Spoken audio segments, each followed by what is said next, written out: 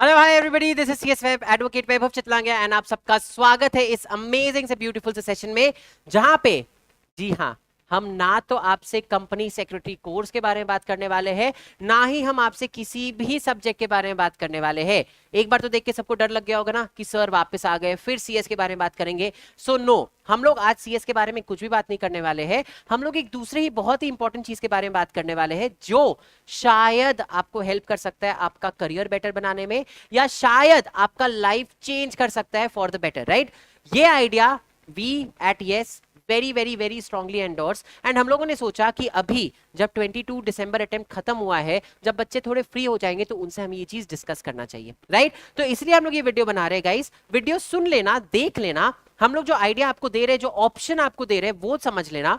Option लेना है, exercise करना है या नहीं करना है इज योर चॉइस, ठीक है? कोई आपको मजबूर नहीं कर रहा है कि ये ऑप्शन एक्सरसाइज करो, बट सुनने में कुछ नहीं जाता। आप जब तक सारा इंफॉर्मेशन गैदर नहीं करोगे you will not be able to take an informed decision. And इसीलिए हम लोग यहाँ पे आपको ये वाला ऑप्शन भी बता रहे हैं कि as a company secretary student you have this option also, and ये ऑप्शन आपका करियर बेटर बना सकता है, ठीक है? तो इसलिए वीडियो है, कुछ यहां पे आपको दिमाग लगाने की जरूरत नहीं है, बहुत बस ध्यान से अपने को सुनना है और समझने की कोशिश करनी है कि हम क्या बोल रहे हैं, ठीक है? नाउ किन किन लोगों के लिए वीडियो रेलेवेंट है, वेरी वेरी इंपॉर्टेंट। पहला, वो लोग जो लोग करेंटली सीएस के स्टूडेंट हैं, चाहे आप एग्जीक्यूटिव में हो या प्रोफेशनल में हो या ईईटी में हो, चाहे आप दिसंबर अटेम्प्ट दिए हो या जून देने वाले हो या अगला दिसंबर देने वाले हो, इट इज इमटेरियल। ये वीडियो इक्वली आपके लिए इंपॉर्टेंट है। इनके अलावा वो लोग जिन लोग ने पहले कभी सीएस में एनरोल कर रखा था लेकिन because of some X Y Z reason उन्हें अपना कोर्स बीच में ही छोड़ना पड़ा। सी वी अंडरस्टैंड दैट कोई भी इंसान शौक से अपने कोर्स को बीच में नहीं छोड़ता, कोई ना कोई मजबूरी रही होगी जिसके वजह से आपने डिसकंटिन्यू किया। बट क्या इसका मतलब यह है कि आपको एक अच्छा करियर बनाने का कोई हक नहीं है? Of course not. सीएस करे बिना भी कई लोगों ने बहुत अच्छे अच्छे करियर बनाए हैं। तो यहाँ पे हम आपको भी ऑप्शन बताने वाले कि आप भी किस तरीके से अपने अच्छा करियर बना सकते हो अगर आपको फॉर एनी रीजन व्हाटसोएवर आपको अपना सीएस का कोर्स छोड़ना पड़ा। एंड तीसरा, उन लोगों के लिए जो लोग ऑलरेडी कंपनी सेक्रेटरीज बन चुके हैं। कंपनी सेक्रेटरीज बन तो गए लेकिन उन्हें अभी भी लग रहा है कि यार वो एक एक्स फैक्टर मिसिंग है, देयर इज सम प्रॉब्लम, वो एक मजा नहीं आ रहा। तो वो मजा कब आएगा वो हम आपको बताने वाले हैं, because there is one thing जो आप और एडिशनल कर सकते हो जो आपको एक बहुत ही अमेजिंग ब्रिलियंट कंपनी सेक्रेटरी बनने से नहीं रोक पाएगा, राइट? सो एक और चीज आप कर सकते हो अगर आप ऑलरेडी कंपनी सेक्रेटरी हो। सो किन लोगों के लिए वीडियो इंपॉर्टेंट है या रेलेवेंट है? हमारे करंट कंपनी सेक्रेटरी स्टूडेंट्स, हमारे पास्ट कंपनी सेक्रेटरी स्टूडेंट्स जिन लोगों ने अपना सीएस का कोर्स कंटिन्यू कर दिया, एंड हमारे वो स्टूडेंट्स जो ऑलरेडी सीएस बन चुके हैं। आप सबके लिए रेलेवेंट है। इट इज इमटेरियल कि आप किस स्टेज पे हो, ठीक है?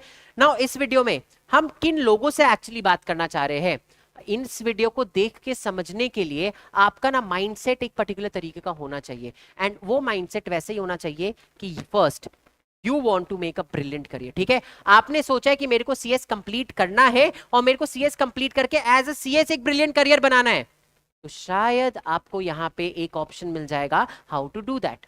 सेकेंड, आपने ऑलरेडी सीएस कंटिन्यू कर रखा है, सीएस चल रहा है आपका, साइड बाय साइड अपने सब बीकॉम कर रहे थे, बीकॉम कंप्लीट हो गया।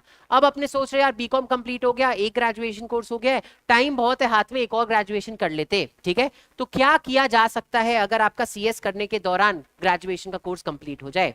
And third, you have discontinued your CS का कोर्स, आपने सीएस का कोर्स छोड़ दिया है बट आपको अभी भी कोई और अच्छा ऑल्टरनेटिव करियर ऑप्शन चाहिए। तो वो ऑल्टरनेटिव करियर ऑप्शन क्या हो सकता है उस बारे में भी हम लोग आज डिस्कस करने वाले हैं, ठीक है गाइस? अगर आप इनमें से किसी भी कैटेगरी में फॉल करते हो प्लीज स्टे ट्यून्ड, बिकॉज आपके लिए एक बहुत इंपॉर्टेंट इंफॉर्मेशन है। अगेन वापस रिपीट कर रहे हैं, सुन लो वीडियो, देख लो हम लोग क्या बोल रहे हैं। Nobody is forcing you to do anything, but at least you should know the benefits and नुकसान ऑफ दिस, राइट?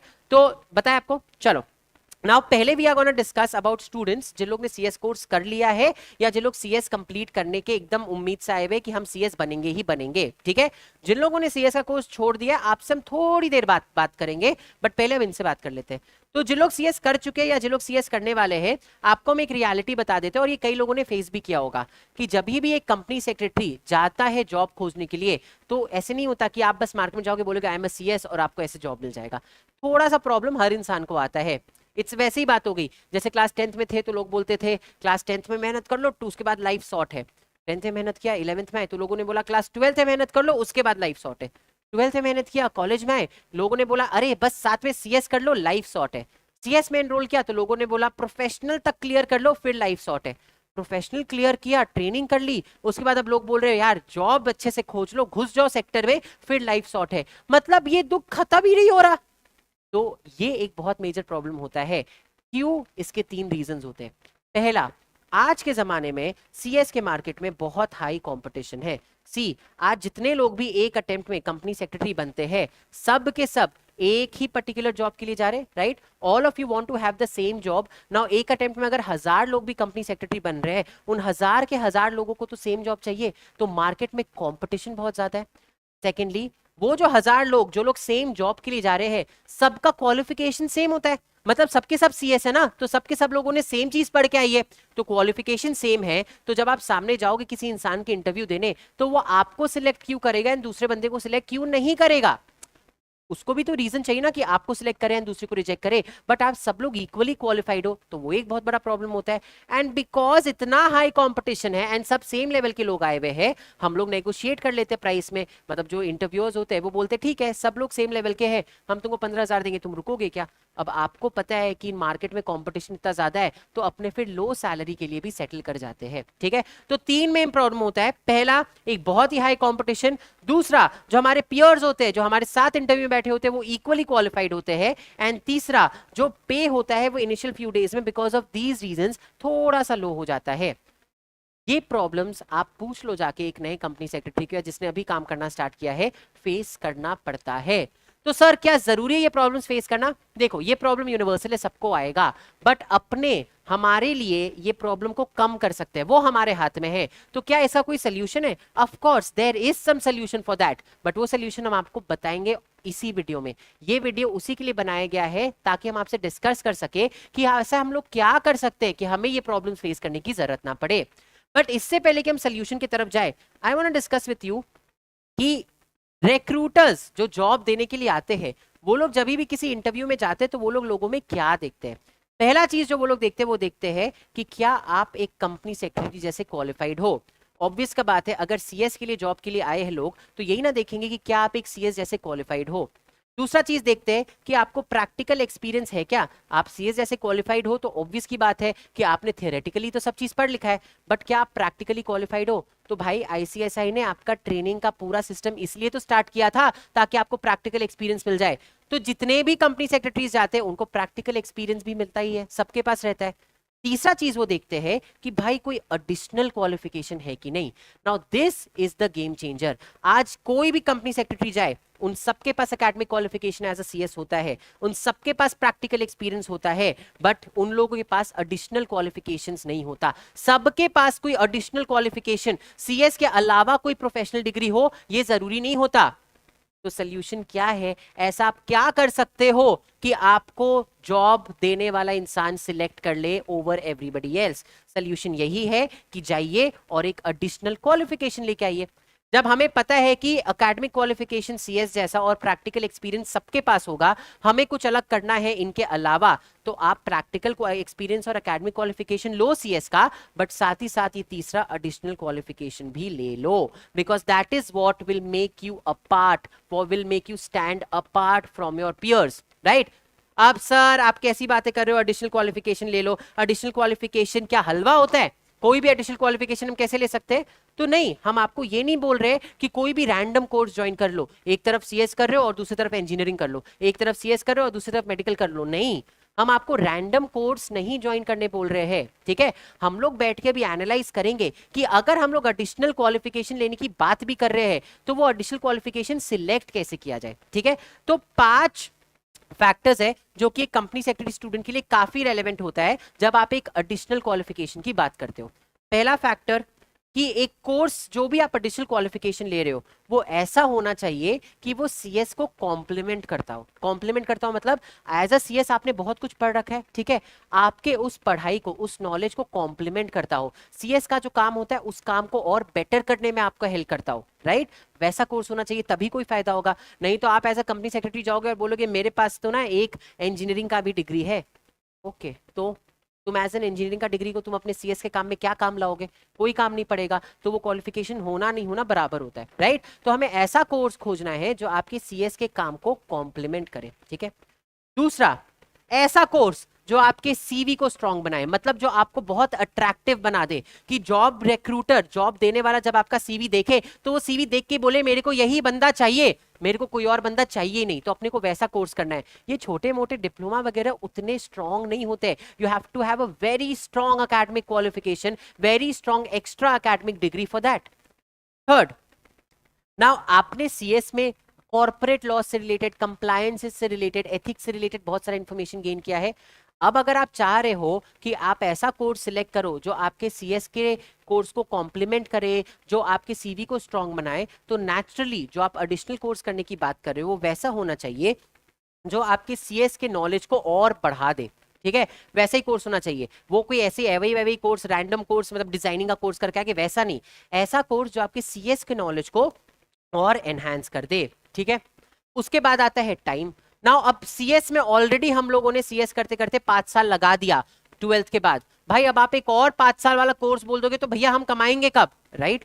तो वो हमारा जो भी कोर्स है इट शुड बी सच जो हमारे सीएस के टाइमलाइन के साथ मैच करना चाहिए, कि जितना टाइम में हम सीएस बन के निकलेंगे उसी के 1 साल ऊपर नीचे में हमारा वो दूसरा कोर्स भी कंप्लीट हो जाना चाहिए। एंड द लास्ट इज, भाई हम सब लोग अंबानी अडानी के बच्चे नहीं हैं, हमारे पास इतना पैसा नहीं है सर, हम लोगों ने ऑलरेडी सीएस में बहुत पैसा लगा रखा है, हमारी फैमिली इज नॉट रेडी कि वो अब और दूसरे कोर्स से पैसा लगाए। सो लास्ट इज कोई ऐसा कोर्स जहां पे इन्वेस्टमेंट बहुत हैवी ना हो। समझ में आया? सो ये सारे चीजें, ये 5 फैक्टर्स जिस कोर्स में होंगे हम लोग वही कोर्स सिलेक्ट करेंगे। समझा सबको लॉजिकली ये 5 फैक्टर्स, राइट? चलो तो फिर हम लोग आगे देखते हैं कि ये कौन सा कोर्स है जो ये 5 फैक्टर्स का फायदा आपको देगा। And the name of that course is the solution to all your problems is get an LLB degree. एक लॉ का डिग्री आप लो। सर कैसी बातें कर रहे हो, लॉ का डिग्री कैसे रेलेवेंट है, लॉ का डिग्री कैसी ये 5 कोर्सेस या ये 5 फैक्टर्स को कंप्लीट करता है? हम आपको पांचों बताने वाले हैं। जो 5 रिक्वायरमेंट्स हम लोगों ने भी डिस्कस किया था ना कि जो भी कोर्स आप एडिशनल करने वाले उनमें ये 5 रिक्वायरमेंट्स होने चाहिए। I am gonna tell you and show you how law का डिग्री उन 5 रिक्वायरमेंट्स को फुलफिल करता है। बस 2 मिनट दे दो मेरे को, ठीक है? पहला रिक्वायरमेंट क्या था हमारा? पहला रिक्वायरमेंट था कि ये कोर्स ऐसा होना चाहिए जो आपके सीएस के कोर्स को कॉम्प्लीमेंट करता हो। लॉ का डिग्री कैसे आपके सीएस के कोर्स को कॉम्प्लीमेंट करेगा? देखो, जब भी आप सीएस पढ़ रहे थे तो उस समय आप लोगों ने कॉर्पोरेट लॉज के बारे में पढ़ा था। कॉर्पोरेट लॉज मतलब क्या? लॉ से रिलेटेड ही है ना, ठीक है? आपने कॉर्पोरेट लॉज के बारे में वो सब चीज पढ़ लिया था, बट क्या बोलते हैं, क्या आपने बाकी लॉज के बारे में पढ़ा था? नहीं पढ़ा था। अब सोचो, आपने कॉर्पोरेट लॉज पढ़ रखा है, मतलब आपको थोड़ा तो आइडिया है कि लॉ का इंटरप्रिटेशन कैसे होता है, जो बेसिक लॉज है उसका बेसिक आइडियाज तो है। जिस दिन आप लॉ कॉलेज में जाओगे, आपके साथ जो नए बच्चे आएंगे उनको लॉ के बारे में कुछ भी नहीं पता है। You already are an expert of corporate law, आपको ऑलरेडी एक हेड स्टार्ट मिलेगा इन योर लॉ कॉलेज। समझ में आया? प्लस लॉ ही पढ़ना है आपको सीएस के कोर्स में भी, और लॉ ही पढ़ना है आपको लॉ के कोर्स में भी, एलएलबी के डिग्री में भी। तो जो पढ़ाई का हमारा स्ट्रीम है वो तो सेम ही रहेगा ना, तो बहुत अच्छे से कॉम्प्लीमेंट करता है सीएस का कोर्स एक एलएलबी के कोर्स के साथ। ठीक है, सेकेंड रिक्वायरमेंट ये था हमारा कि आपका सीवी स्ट्रांग बनना चाहिए। ये बहुत इंटरेस्टिंग रिक्वायरमेंट है। अब देखिए, मान लीजिए एक कंपनी है, अब उस कंपनी में एक सीएस भी चाहिए और एक लॉयर भी चाहिए। ठीक है, क्यों? हम आपको एक चीज प्रैक्टिकली बता रहे हैं। आप सबको पता है कि हम एक लॉ फर्म में कॉर्पोरेट लॉयर की तरह काम करते थे, हम लोग सब कॉर्पोरेट लॉयर्स थे, ठीक है? मतलब all of us were lawyers. But कभी भी ऐसा अगर हो जाता था कि हमें कंपनी लॉ से रिलेटेड कोई भी इंफॉर्मेशन चाहिए होता था, हम लोग सीएस को ही कॉल करते थे, हम लोग खुद से नहीं देखते थे। क्यों? बिकॉज ये चीज सबको पता है कि कंपनी लॉ का एक्सपर्ट जो होता है वो एक कंपनी सेक्रेटरी होता है। ठीक है, सेम वे अगर एक कंपनी में एक सीएस है और मान लो किसी रैंडम एक्ट के ऊपर कोई क्वेश्चन आ गया जो सीएस ने नहीं पढ़ रखा है, वो एक लॉयर को कॉल करेगा, because a lawyer is suppose to know all the other laws, right? तो हर कंपनी को एक लॉयर भी चाहिए होता है और एक कंपनी सेक्रेटरी भी चाहिए होता है। अब मान लो आप अगर जा रहे हो किसी कंपनी के पास, तो उस कंपनी का जो इंसान आया है आपको अपॉइंट करने के लिए, आपको रिक्रूट करने के लिए, वो क्या सोचेगा? अरे वाह, ये जो इंसान है इसके पास एक लॉयर का नॉलेज भी है और इसके पास एक कंपनी सेक्रेटरी का भी नॉलेज है, मतलब एक ही इंसान में मेरे को दोनों का नॉलेज मिल गया। समझ में आया? सो आप 2 लोग का रोल प्ले करने के लिए एलिजिबल होगे। That will make you a more attractive candidate. वो आपके जॉब मिलने के चांसेस को हाई कर देगा। आप खुद ही सोचो ना, आज अगर मान लो एक कंपनी को 2 अलग अलग लोगों को अपॉइंट करना पड़ता, उन 2 अलग अलग लोगों को सैलरी देना पड़ता, एक लॉयर और एक सीएस, अगर उसको आप मिल जाओ जिसने लॉ भी कर रखा है और जिसने सीएस भी कर रखा है, तो उसके लिए बेटर नहीं होगा? ठीक है, और ये आपके पे को भी बेटर कर देगा। क्यों? आज अगर उस कंपनी ने दो अलग अलग लोगों को अपॉइंट किया होता, एक को एज अ लॉयर, एक को एज अ सीएस, दोनों को 10-10 लाख रुपया देता साल का, मान लो टोटल कंपनी का खर्चा कितना पड़ता? 20 लाख रुपया। अब अगर वो आपको अपॉइंट कर रहा है, केवल अकेले आपको अपॉइंट करने से उसका काम खत्म हो गया, instead of giving you 10 lakh वो बोलेगा भाई तू 15 लाख ले ले। मतलब सीएस को हम 10 लाख रुपए दे रहे थे, बट बिकॉज तेरे को लॉ का भी knowledge, you are a lawyer also, you take 15 lakh. Company का भी फायदा, उसका 5 लाख रुपए बच गया, आपका भी फायदा, आपको 5 लाख रुपए एक्स्ट्रा मिल गया। सो आपका सीवी बहुत ही स्ट्रांग हो जाएगा अगर आप सीएस के साथ साथ एक लॉ की डिग्री करो तो। एंड थर्ड रीजन हमारा क्या था? थर्ड ये था कि लॉ मतलब सॉरी एक ऐसी डिग्री हमें करनी चाहिए जो हमारे सीएस के नॉलेज को और बढ़ा दे। अब सीएस में तो हम लोग सब कॉर्पोरेट लॉज पढ़ते हैं, ठीक है, हम लोग को एक जेआईजीएल नाम का सब्जेक्ट है जहां पे हम लोग जनरल लॉज भी पढ़ते हैं। क्यों? बिकॉज जब तक आप जनरल लॉज नहीं समझोगे आपको कॉर्पोरेट लॉज का रीजन समझ में नहीं आएगा। बट क्या हम लोगों ने जेआईजीएल में बहुत डेप्थ में जाके एक एक चीज पढ़ी है? नहीं ना। आप जब एक लॉ कॉलेज में जाके लॉ पढ़ते हो तो आप सारे कॉन्स्टिट्यूशनल प्रिंसिपल्स, आप सारे लीगल प्रिंसिपल्स को इन डेप्थ जाके पढ़ते हो, तब आपको वहां पे समझ में आता है कि अच्छा कंपनीज एक्ट में जो ये प्रोविजन बनाया गया था ये ऐसा इस रीजन से बनाया गया है, अच्छा इस केस में कोर्ट ने ये ऑर्डर दिया था तो ऐसा इस रीजन से दिया है। तो I am not saying that company secretaries को नॉलेजफुल नहीं होता, कंपनी सेक्रेटरीज आर एक्सपर्ट्स, उनको पूरा नॉलेज होता है, बट उस नॉलेज के पीछे का लॉजिक समझने के लिए आपको लॉ कोर्स हेल्प करता है। बिकॉज लॉ का कोर्स में आपको पूरा लीगल रेजीम, पूरा लीगल सिस्टम ऑफ इंडिया समझ में आता है कि भाई इंडिया में चल क्या रहा है। समझ में आया? तो पहला सीएस को कॉम्प्लीमेंट करता है आपका लॉ का कोर्स, बिकॉज आपने ऑलरेडी लॉ पढ़ रखा है सीएस में, लॉ को कोर्स में भी आपको लॉ ही पढ़ना है, तो कुछ नया नहीं पढ़ना होता है। आपको लगता है कि अच्छा सेम ही चीज हम लोग पढ़ते जा रहे हैं, तो आपको एनी विच वे एक हेड स्टार्ट मिलता है फ्रॉम अदर पीपल जो लॉ करेंगे, बिकॉज उनके लिए तो सब चीज नया है, राइट। दूसरा, सीवी बहुत स्ट्रांग बन जाता है, बिकॉज जब आप एक कंपनी के पास जाओगे तो कंपनी को तो बस इतना ही दिखेगा कि अरे भाई एक ही इंसान में मेरे को लॉयर और सीएस मिल गया, इसी को अपॉइंट कर लो, पैसा बचेगा। एंड तीसरा कि आपका जो भी नॉलेज आप गेन करते हो सीएस में, उसका लॉजिक, उन प्रोविजंस का लॉजिक, उन प्रोविजंस के पीछे का रीजंस, ये आपको लॉ कोर्स समझने में हेल्प करता है। और भी दो फैक्टर्स थे। चौथा फैक्टर हमारा ये था कि ये कोर्स जो है ऐसा होना चाहिए जो आपके सीएस के कोर्स के टाइमलाइन को मैच करे, राइट। ये हमारा चौथा फैक्टर था। नाउ ये प्रैक्टिकल फैक्टर है। सी, अगर आप अभी एग्जीक्यूटिव में हो तो आई एम अज्यूमिंग आप फर्स्ट सेकंड थर्ड ग्रेजुएशन के ईयर में होंगे, राइट। प्रोफेशनल में हो तो आप डेफिनेटली थर्ड ग्रेजुएशन ईयर में होंगे। अभी आपको इसके पास बाद 21 महीने का आर्टिकलशिप करना है, रिजल्ट आएगा, 21 महीने का आर्टिकलशिप करोगे, 2-2.5 साल उसमें निकल जाता है, ठीक है। आप अगर एग्जीक्यूटिव में हो तो 3-3.5 साल निकल जाएगा, अगर आप प्रोफेशनल में तो 2-2.5 साल निकल जाता है। लॉ का कोर्स होता है 3 साल का, ठीक है। तो अगर अभी आप इस आने वाले एकेडमिक ईयर में लॉ का कोर्स ज्वाइन कर लेते हो तो आपका अगला 3 साल में, जब तक आप प्रोफेशनल खत्म करके, ट्रेनिंग आर्टिकलशिप खत्म करके, सब चीज खत्म करके कंप्लीट सीएस मेंबर्स बन जाओगे, आईसीएसआई के मेंबर बन जाओगे, आपका लॉ का कोर्स भी ऑलमोस्ट खत्म होने पे आ जाएगा। तो ऐसा नहीं है कि आपको एक्स्ट्रा अलग से कुछ करना पड़ेगा, आपका जब तक सीएस का मेंबरशिप आएगा तब तक आपका लॉ भी ऑलमोस्ट खत्म हो जाएगा। तो टाइमलाइन भी मैच करता है। फिर आप बोलोगे सर कैसी बातें कर रहे हो, आर्टिकलशिप और लॉ कॉलेज साथ साथ कैसे चलेगा? अरे इंडिया में आधे लॉ कॉलेजेस को पता है कि ऐसा लोग करते हैं, इसलिए major law colleges in India have their timings from 7 in the morning to 10:30 11 in the morning। सुबह 7 से 10 साढ़े 10 बजे तक आपका कॉलेज रहेगा, उसके बाद आप आर्टिकलशिप ज्वाइन कर सकते हो। देखो मेहनत करनी पड़ेगी, ऐसा नहीं है मेहनत नहीं करना पड़ेगा, बट सब करते हैं यार, मेहनत नहीं करोगे तो एनी विच वे कुछ नहीं कर सकते। तो अगर आप इस चीज के लिए तैयार हो कि हाँ ठीक है कॉलेज अटेंड करके अपने आर्टिकलशिप कर लेंगे ज्वाइन, पॉसिबल है, बिकॉज इतना कंसिडर अपने सीएस फर्म्स भी करते हैं, कंपनीज भी करती है, एंड कॉलेज के टाइमिंग 7 to 10:30 11 ही होते हैं, उससे ज्यादा नहीं होते। तो मैनेज करने पे अगर आओ तो मैनेज बहुत आराम से किया जा सकता है। तो by the time your articleship ends your law degree will also get completed.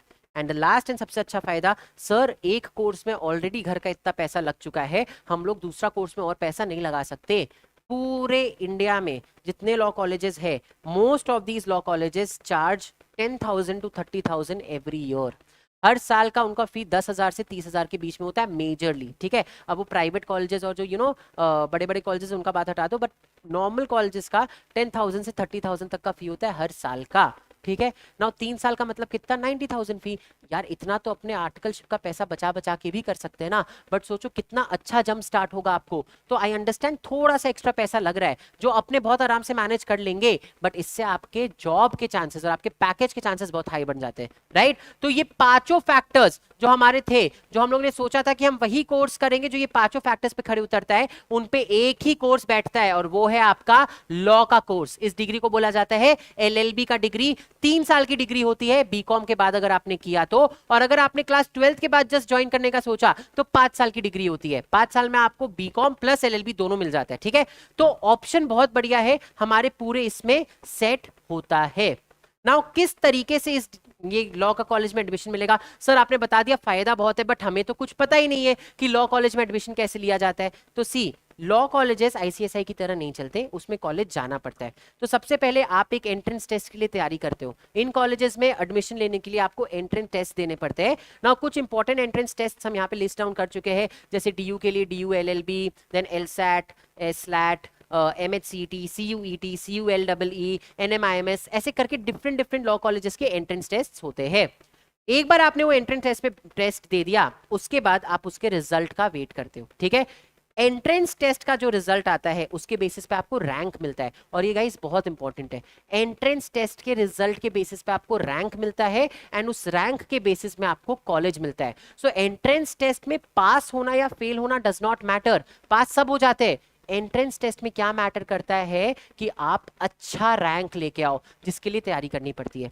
एक बार आपने रैंक अच्छा ले आया, आपने कॉलेज में एडमिशन ले लिया, फिर 3 साल आपको कॉलेज में जाके पढ़ना है, नॉर्मल जो एग्जाम्स होते हैं वैसे एग्जाम्स देना है। 3 साल में आप ट्रेनिंग भी कर रहे होगे, तो by the end of 3 years you will become a company secretary as well as a lawyer. जब तक आपका कंपनी सेक्रेटरी का मेंबरशिप आएगा, आपका लॉ भी कंप्लीट हो चुका होगा और आपके हाथ में दोनों डिग्रीज होगी। आप और ज्यादा अट्रैक्टिव बन जाओगे फॉर द रिक्रूटर्स, जॉब देने वालों के लिए आप और ज्यादा अट्रैक्टिव बन जाओगे कि हाँ हमें अब यहाँ पे जॉब इनको देना चाहिए, किसी और को नहीं देना चाहिए। समझ में आया? तो थोड़ा सा मेहनत करना पड़ेगा guys, but it is a very good option.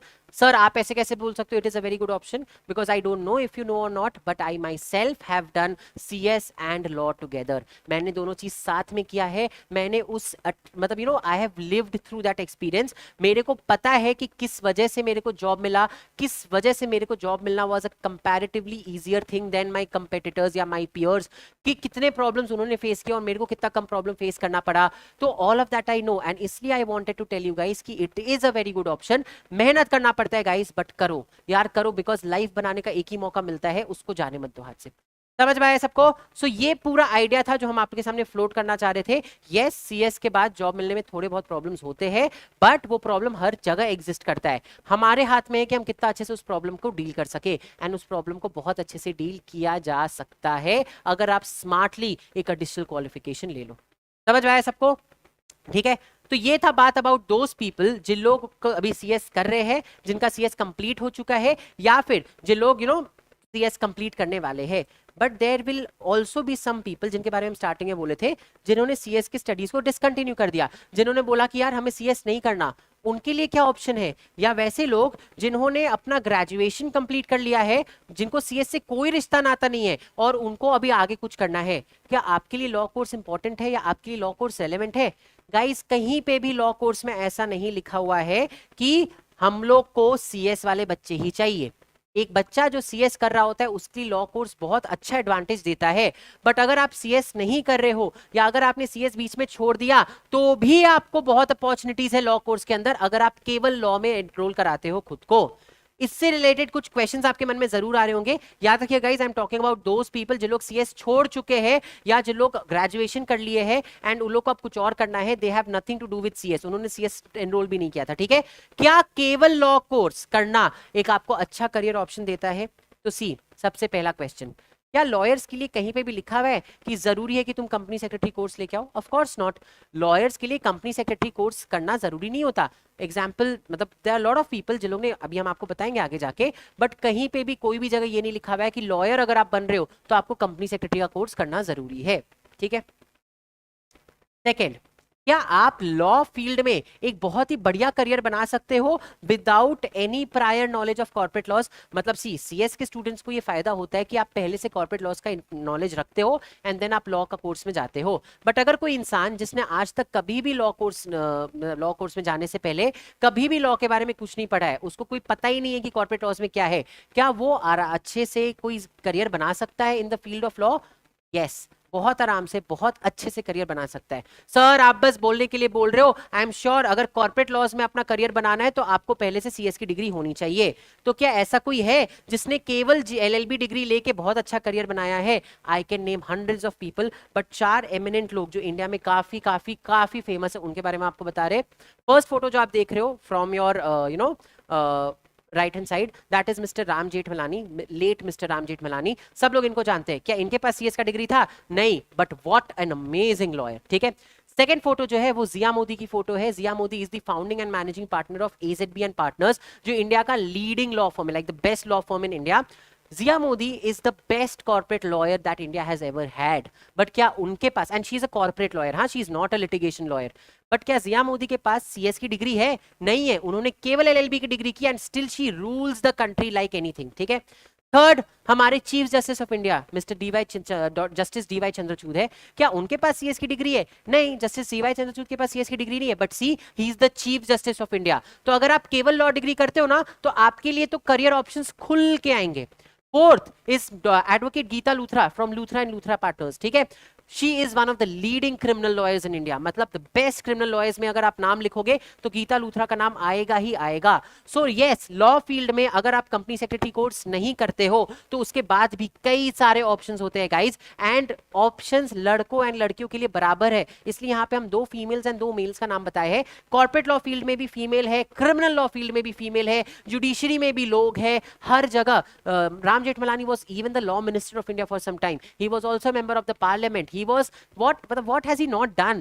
ठीक है, बट क्या उनके पास कंपनी सेक्रेटरी कोर्स था? नहीं, he just had an LLB degree. इन चारों के पास, और ऐसे कई लोग हैं इंडिया में जिन्होंने केवल एलएलबी डिग्री लेके अमेजिंग करियर बनाया है। तो अगर आपने अपना सीएस का कोर्स छोड़ दिया है या आपने कभी सीएस के कोर्स में एनरोल ही नहीं किया था, आपको माथा ही नहीं लगाना सीएस के कोर्स में, you can go for LLB का degree because it will open a lot of different options for you, right?